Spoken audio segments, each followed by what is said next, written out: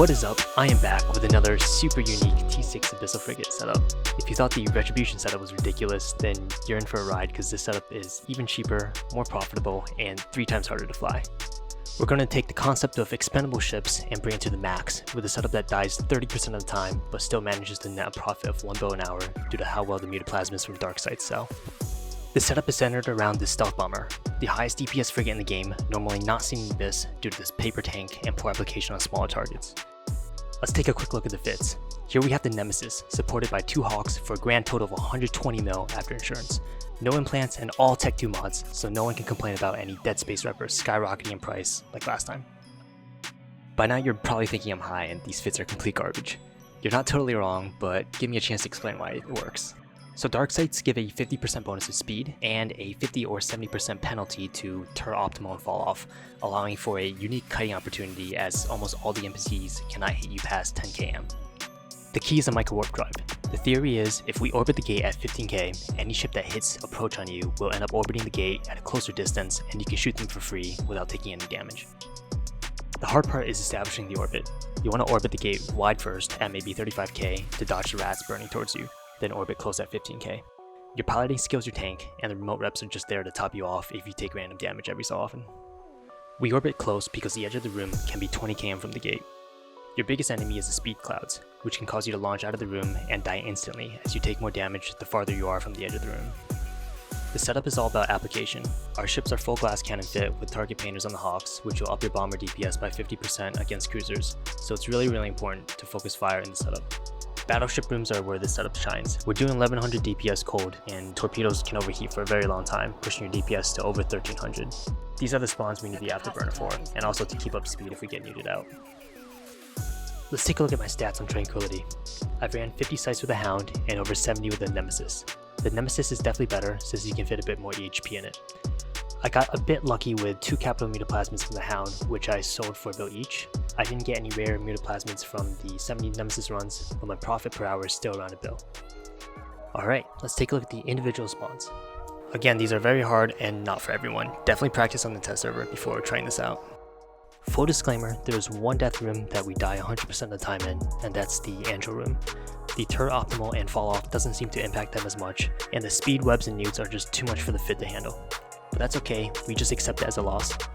In my 73 runs, I've seen the Angel spawn 8 times or 11% of the time. Let's look at your typical spawn.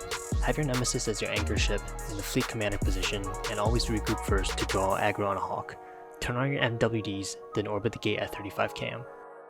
Once you dodge the rats, change your orbit to 15 km and start shooting them. The Hawks have target painters, which will increase your Nemesis's applied damage by 50% on cruisers, so it's very important you're focusing fire. Here you can see I run into a speed cloud while orbiting the gate and go flying. I get pretty lucky I didn't fly out of the room, so I choose a different object to orbit. You usually don't have to do this, but understand stuff like this will up your completion rate.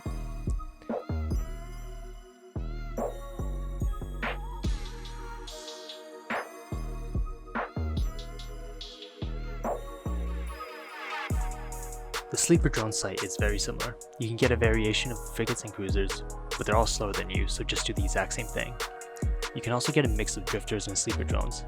I would shoot the cruisers with a bomber while shooting the small drones with the Hawks to maximize time efficiency.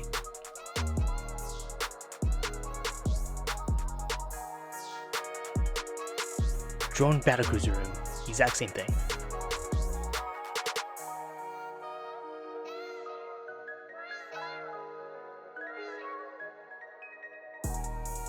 Sansha room, also the exact same thing.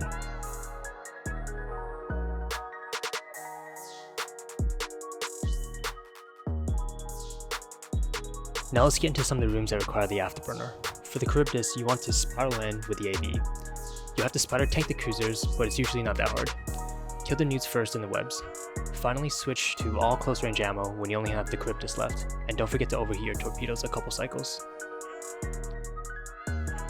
The drone battleship room is pretty similar. You have to spiral into a 15 km orbit to be out of rep range. Your Nemesis should load Infernal Rage and shoot the battleship immediately, while your Hawks clear the light drones first.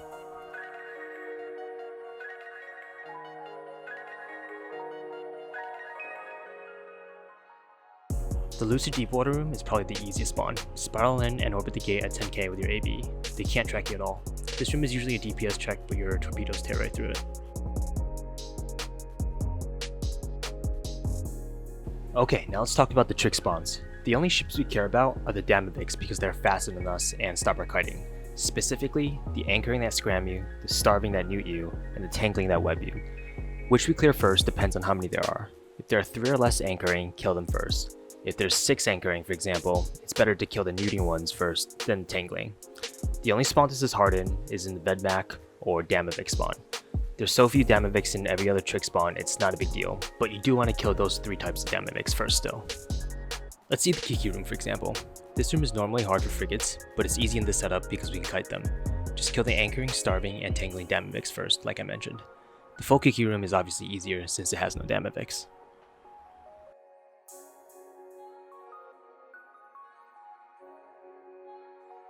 Here's a Drekavac spawn. This one is slightly more difficult because there's Damaviks we have to kill. You can ignore any Damaviks that aren't anchoring, starving, or tangling, so don't panic if you see a spawn like this. After the Damaviks, you want to kill the Kikimoras first because you can alpha through the remote reps.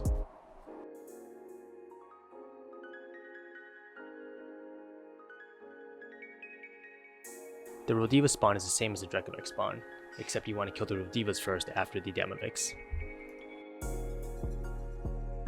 The Vedmak spawn is the hardest one, since the Vedmaks can actually hit you sometimes when you get caught by the Damaviks. I'll show a couple of the difficult spawns I've seen.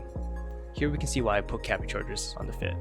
It allows us to gain our cap back very quickly to overheat our Afterburner if we get scrammed and neuted. I actually thought I was going to lose this hawk, so I jettisoned the loot in case my other ships made it, but it turned out to be okay. Don't forget in the Villa Vedmak spawn, you can ignore all the little swarmer drones. It's rare to get all Damaviks, but I've had it twice. These spawns are fairly dependent on whether you get the 50% turret penalty or the 70%, with 70% being better for you. If there's only one Vedmak, it's worth it to kill it first, to negate any chance of a wrecking shot, which will alpha you. In this spawn I take a long time because my hawk missiles are being killed by the suppressor, and I have to find a spot to dodge the speed clouds. The Leshak room is pretty easy, since there's no Damaviks you have to worry about. Load all closer range ammo, then spiral in and orbit the gate at 10 km with your AB. If you shoot something from the beginning, it should only take 3 or 4 minutes. The light drone room is pretty easy. If there's a suppressor, you want to go orbit it at 2.5k. Otherwise, just orbit the gate and shoot them down. It's worth noting that the short range suppressor kills your hawk missiles, so it might be worth moving away from in other spawns where your hawk DPS is important. Finally, we have the DED room. This room is dependent on how many marshals you get. Any more than 3 and you're probably going to die. Load close range ammo and orbit the gate with your Microwarpdrive. This is counterintuitive against missiles, but it prevents frigates and cruisers from doing anything, so you only have the marshals hitting you. Overheat and kill the marshals first. If the marshals start shooting your bomber, turn off your Microwarpdrive on your bomber and overheat your AB.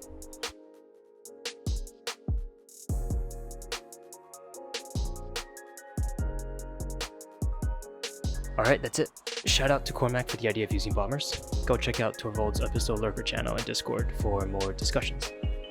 Also, if you're looking for a PvP corp, Flying Dangerous is recruiting.